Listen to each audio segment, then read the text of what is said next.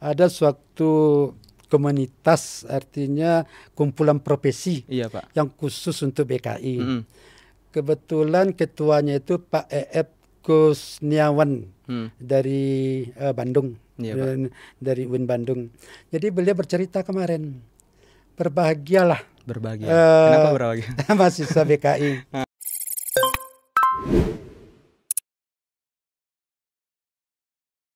Assalamualaikum warahmatullahi wabarakatuh. Waalaikumsalam warahmatullahi wabarakatuh. Selamat datang di podcast DKTV, TV Masa Depan Dakwah dan Komunikasi.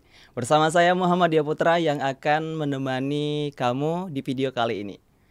Baik sahabat DKTV, perkara berbicara tentang jurusan tentu perkara yang tidak mudah ya untuk kita membuat keputusan.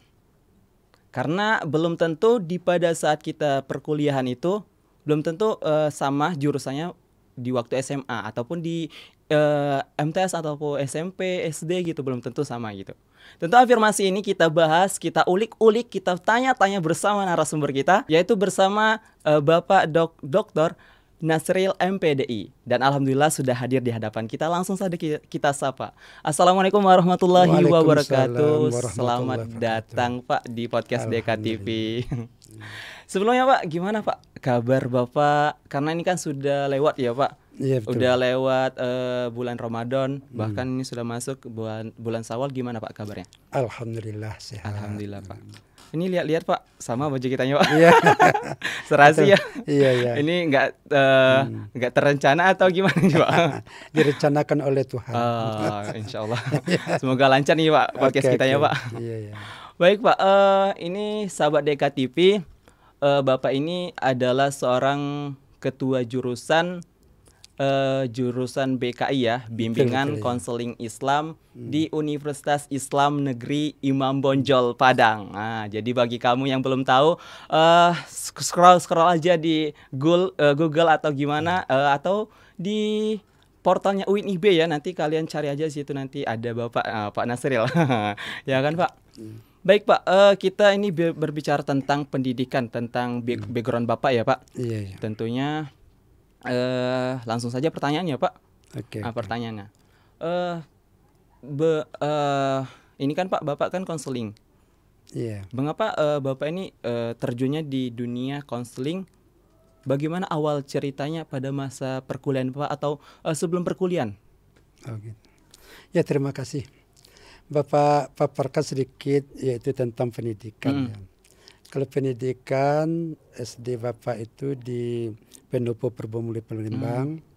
Kemudian tamat di sana Bapak masuk SMP di Padang Panjang.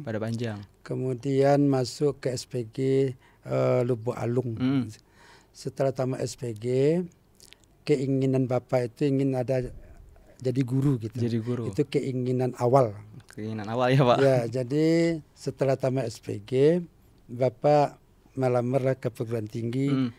Waktu itu ada keinginan ke IKIP nama waktu itu, iya, bukan UMP ya. Tapi karena orang tua di rantau, nenek di rantau, kamu harus menjadi anak siak. Nah, itu masalahnya tadi itu ya. Anak siak itu orang yang menguasai ilmu agama. Jadi masuklah ke IAIN waktu itu. Tapi karena di IAIN waktu itu Bapak nggak kenal lah nama fakultas ini kan. Karena kita bukan dari agama gitu kan. Jadi ada fakultas syariah, adab. Jadi masuklah Bapak fakultas adab. Iya Pak. Jadi jurusan SKI, bukan, sekarang sudah ditukar SPI. Ya. Jadi setelah Bapak masuk di adab itu, rupanya mata kuliah ini banyak yang Arabnya. Lalu Bapak pergilah ke pesantren Batang Kabung. Jadi beragam ya Pak, dari Palembang kepada Padang Panjang. Oh, ini masuk lagi ke pesantren Batang Kabung. Oh, Masya Allah. Jadi alhamdulillah untuk mengimbangkan mengejar mata pelajaran agama, Bapak di pesantren dibimbing oleh Bapak Profesor Duski Samad waktu itu. Dan beliau waktu itu menjadi kepala sekolahnya. Iya Pak. Jadi alhamdulillah ya. Jadi pas Bapak itu 4 tahun setengah tamat juga di fakultas adab itu. Padahal basic kita nggak ada di sana. Tapi karena kesungguhan tadi kan, guru membimbing kita itu serius, Iya, Pak. seperti Pak Prof. Duski itu memang serius dalam membina kita, ya alhamdulillah kita berhasil. Oh, jadi sungguh itu sangat perlu ya, Iya, Pak? sungguh. Jadi walaupun basic kita nggak ada, tidak ada bedanya kan. Iya. Kalau basic Bapak tadi kan dari pendidikan, Iya, Pak. masuk ke adab kan jauh bertolak belakang. Iya, gitu. betul sekali. Tapi karena kita itu taat kepada orang tua, artinya kalau Bapak pindah sekolah selain dari IAIN kan mereka kecewa gitu kan. Iya, Pak. Nah, jadi berkat orang tua dan motivasi intrinsik kita ini ingin mendalami adab, alhamdulillah. Alhamdulillah. Yeah. Baik, Pak, tadi kan ada IKIP ya, Pak. Itu perguruan atau gimana itu, Pak? Perguruan tinggi? Itu perguruan tinggi yang UMP sekarang. Oh, UMP. Dulu namanya IKIP, Institut Kependidikan apa namanya itu? Padang. Yeah. Nah, ini pada saat itu kan Bapak ngambil situ, tapi tidak diizinkan. Itu gimana itu, Pak? Kenapa bisa tidak diizinkan oleh orang tua? Kehendak orang tua. Kehendak orang tua. Dia menginginkan kita itu menjadi orang siak tadi. Orang siak. Iya, jadi orang yang bisa mendoakan mereka nanti setelah meninggal. Jadi nggak putus hubungan kita dengan orang tua. Iya. Itu tujuan orang tua. Nah, baik, Pak. Tentu kan sahabat DKTV, kalau yang belum tahu keluarga siak itu apa tuh? Karena banyak ya, Pak, belum tentu di Padang ini sama artinya atau di luar tuh beda atau gimana, Pak, kalau menurut Bapak kalau keluarga siak itu kalau di wilayahnya Padang gitu? Makna dari makna dari keluarga siak itu atau ada beda dari wilayah-wilayah lain, Pak? Oh, ada beda. Pengertian anak siak itu ya ada sebagian mengatakan di dalam lingkungan keluarga itu mereka siak. Ada yang mengatakan orang yang menuntut ilmu di pesantren. Iya, Pak. Ya, di pesantren itu biasanya yang pesantren tradisional ya, seperti belajar halaqah itu. Halaqah. Ya, kalau di Priaman itu masih banyak itu. Pertemuan-pertemuan gitu, lingkaran gitu ya, Pak? Lingkar belajarnya, tapi nggak ada kelas-kelas. Nggak ada kelas. Mereka berlingkar ya, halaqah, nanti dibimbing oleh seorang guru tua. Iya. Guru tua itu artinya yang ditunjuk oleh buya. Buya yang pimpinan pondok itu. Iya, Pak. Kamu tolong ngajar ini. Tingkat ini gitu, halaqah ini. Halaqahnya. Jadi dalam kita belajar pesantren itu kita ada buya ini memerintahkan kita supaya kita itu tidak sombong, iya, ya. Pak. Artinya kita harus tawadhu, memaki lah. Memaki ya. Istilah memaki ini artinya meminta kita ke masyarakat atau ke daerah lain membawa sebuah buntil. Buntil itu artinya seperti tepung terigu itu yang warna putih itu, nanti disandang kan? Disandang. Nah, jadi kita pakai peci, pakai sarung, ya berkeliling lah kampung. Berkeliling. Ya, kadang-kadang pergi Bukit Tinggi ke pesisir selatan. Jadi itu Bapak pernah mengalami? Pernah. Oh, pernah. Jadi anak itu masyarakat mengatakan itu anak siak. Nah, itu pengertian, ada juga pengertian seperti itu. Iya. Jadi ada siak itu di lingkungan keluarga, ada anak siak itu sedang menuntut ilmu, Pak. Yang sedang mencari beras tadi. Ya. Baik, Pak, kita kembali lagi ke pendidikan nih, Pak. Iya, betul. Nanti berlari juga dengan afirmasi tadi kan, Pak. Bahwasanya tadi kan, Pak, pendidikan tentu berbeda pada saat kita waktu SMA ataupun SMP, belum tentu sama dengan perkuliahan. Nah, ini dengar-dengar kan, Pak, pergantian tahun ajaran baru nih, Pak. Iya, betul. Nah, bahkan banyak saya sendiri ya, Pak, pribadi bingung waktu kelas 12 itu milih jurusan apa ini, atau sama dengan jurusan IPA atau gimana kan, atau berbeda gitu. Itu gimana, Pak, menurut Bapak itu? Ya, kalau sebenarnya kalau menurut teori ya, ada pendidikan itu linear namanya. Linear itu artinya connect antara pendidikan di SLTA dengan perguruan tinggi. Tapi kadang-kadang itu bertolak belakang dengan kita, seperti Bapak tadi kan. Pak. Tapi yang penting bagi Bapak jangan bingung. Jangan bingung. Yang penting sekali kita ingin masuk perguruan tinggi itu lihat dulu akreditasi. Akreditasi ya. Ya, itu penting. Penting itu. Ya, Pak. Ya, kalau tamat kita jadi apa kita nanti? Kalau nggak bisa dipergunakan gitu. Yang pertama akreditasinya itu minimal B lah. Ya. Karena syarat di negara kita itu B itu sudah mencukupi untuk melamar, untuk naik pangkat segala macam kan. Yang kedua data emisnya. Data emis. Ya, data emis ini artinya terdata enggak kita di Perlop Dikti. Kita lihat dulu perguruan tingginya itu. Iya, Pak. Terdata dia enggak di mahasiswa perguruan tinggi itu di Perlap-Dikti. Kalau enggak nanti susah juga kita ngurus ijazah. Sebab ijazah sekarang ini bukan penomorannya bukan lagi di lembaga pendidikan itu sendiri. Iya, Pak. Tapi namanya PIN. Penomoran Ijazah Nasional. Iya, Pak. Nah, kalau enggak nama kita nggak ada di Perlap-Dikti itu nggak mungkin bisa itu.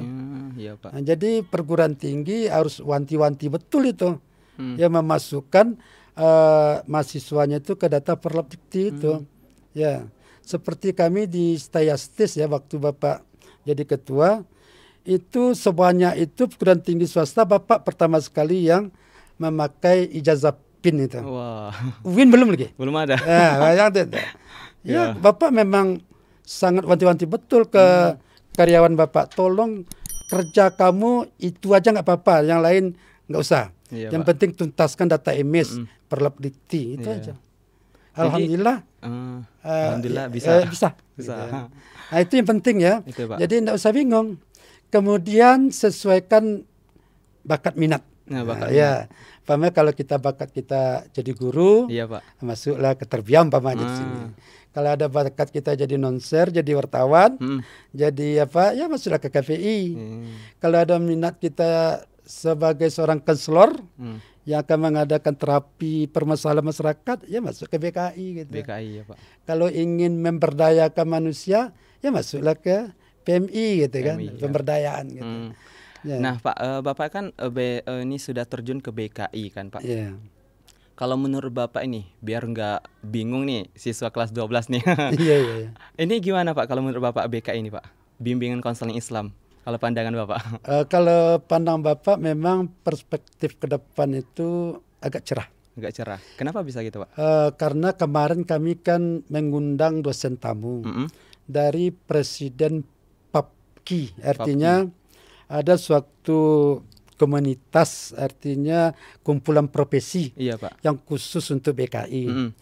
Kebetulan ketuanya itu Pak E.F. Kusniawan dari Bandung, iya, dari UIN Bandung. Jadi beliau bercerita kemarin, berbahagialah. Berbahagia. Kenapa berbahagia? Mahasiswa BKI. Ya, selama ini untuk pengembangan basic ilmunya nggak ada. Artinya S2-nya kan belum ada. Belum ada. Tapi sekarang sudah ada di Bandung. Alhamdulillah. Yang kedua katanya profesi BKI ini sudah menjaring kerjasama dengan beberapa instansi yang akan mempergunakan adik-adik semua. Gitu. Umpamanya instansinya itu rumah sakit, lembaga pemasyarakatan, sosial. Jadi setiap instansi itu nanti akan membutuhkan Anda. Setiap ada permasalahan Anda ada di sana. Jadi perspektif itu menurut Bapak berdasarkan Presiden PAPKI tadi ya, ya agak cerah lah mereka gitu. Nah, jadi bagi sahabat DKTV nih cocok nih kalau ada basicnya di konseling ya, Pak. Betul. Bisa masuk langsung saja gitu nanti. Itu Pak, bedanya fakultas ini kan terjunnya ke dakwah kan, Pak. Beda itu dengan yang umum itu, Pak. Iya, berbeda itu. Beda. Itu apa bedanya, Pak? Contohnya ya kalau UMP kan ada BK, di Tarbiyah pun ada BK. Iya, Pak. Jadi mereka itu nanti akan menyelesaikan permasalahan di bidang pendidikan. Umpamanya tamat tarbiyah, nanti diangkat jadi guru BK di SMP atau SMA. Jadi mereka itu akan memanage atau mengelola permasalahan peserta didik yang ada di pendidikan. Pendidikan itu kan? Di UNP pun gitu aja kalau jurusannya pendidikan, di umum gitu ya. Iya, umum ya. Tapi kalau yang BKI ini lebih unik lagi. Lebih unik lagi apa tuh? Uniknya gini, bukan sebatas pendidikan saja. Mereka memang permasalahan yang ada di masyarakat. Dan yang ada di instansi-instansi pemerintahan. Umpamanya di rumah sakit itu contoh kan. Mereka jadi konseris, itu dibutuhkan itu. Dibutuhkan sekali ya, Pak. Di lembaga pemasyarakatan karena mental tahanan itu kan nggak sama dengan kita yang normal ini. Jadi di situ anak BKI bisa masuk untuk mengadakan terapi terhadap permasalahan mereka gitu. Jadi dia banyak berhubungan dengan masyarakat Pak? Dengan masyarakat. Ya, BKI ini sudah tukar nama 2 kali ini. Yang pertama BPM, BPI, baru BKI. Itu kenapa bisa gitu, Pak? Bisa ganti? Itu kita menyesuaikan, artinya perkembangan zaman. Kalau dulu kan bimbingan penyuluhan itu basicnya itu tentu sekedar untuk mengadakan penyuluhan saja. Jadi belum menyentuh ke BK-nya. Yang BPI gitu juga. Tapi Pak, sekarang dicantolkan betul namanya BK supaya tamatan ini memang untuk menyelesaikan permasalahan gitu. Itu alasan-alasannya gitu. Alasan dari jangan pengertiannya itu sempit gitu. Luas gitu. Jadi apa BK jadi ini? Luas jadi. Bahkan sudah ada S2-nya, Pak. Iya, alhamdulillah. Alhamdulillah sudah ada ya. Nah, jadi jangan bingung-bingung lagi nih. Baik, Pak. Untuk ini dengar ya riset-riset Bapak ini bahwasanya Bapak akan pensiun ya, Pak. Ya. Pensiun tahun berapa ini, Pak? 5 tahun lagi. 5 tahun lagi. Nah, untuk kedepannya, Pak, apa lagi rencana Bapak? Apakah ingin lagi melanjutkan pendidikan atau gimana nih, Pak? Ya, betul. Karena sejak kecil Bapak itu mengidam-idamkan pendidikan, sekarang kan sudah dapat kan. Iya, Pak. Jadi setelah pensiun nanti Bapak tidak akan berhenti untuk mengabdi di pendidikan. Masya Allah. Mungkin Bapak nanti dia bersama-sama teman akan membuka S2 di Stayastis. Ya, kemarin sudah mulai ada rintisannya itu kan. Yang kedua Bapak ya dia sibuklah tentang pendidikan, dia akan berhenti gitu. Pak. Jadi tidak ada berhenti dengan pendidikan ya, Pak. Kata-katanya nggak ada seperti itu. Karena menuntut ilmu itu kan mulai dari dari ayunan sampai ke liang kubur. Jadi moto itu aja kita moto itu. Selagi kita masih sehat gitu. Jadi kita berilah kontribusi tentang pendidikan yang ada pada kita gitu. Jadi nggak ada masalah bahwasanya belajarlah waktu masa muda tuh bagaikan ditulis di atas batu ya, nggak ada walaupun sudah tua ya, Pak. Air ya. Iya. Tidak ada masalah. Nggak ada itu. Baik, Pak, pesan kesan untuk mahasiswa nih, Pak, terutama untuk adik-adik kita nih, Pak, yang mau masuk perguruan tinggi atau untuk kita semua yang lagi sedang akademis nih mencari ilmu biar seperti Bapak ini. Pak pesan-kesannya, Pak? Ya, terima kasih. Jadi pesan Bapak ke mahasiswa, adik-adik semua, setelah Bapak adakan interview Pak, atau tanya jawab dengan mahasiswa, pertama sekali mahasiswa BKI. Bapak tanya, Anda masuk BKI ini pilih yang keberapa? Jadi ada yang menjawab pilihan kedua, ada yang ketiga, ada masuk semua jurusan gitu kan. Tapi walaupun demikian ada juga yang masuk pilihan pertama. Tapi itu tidak banyak gitu. Jadi Bapak berpesan, walaupun basic SLTA Anda dengan Anda kuliah sekarang di BKI atau PMI, pokoknya di win lah. Pak. Anda jangan putus asa.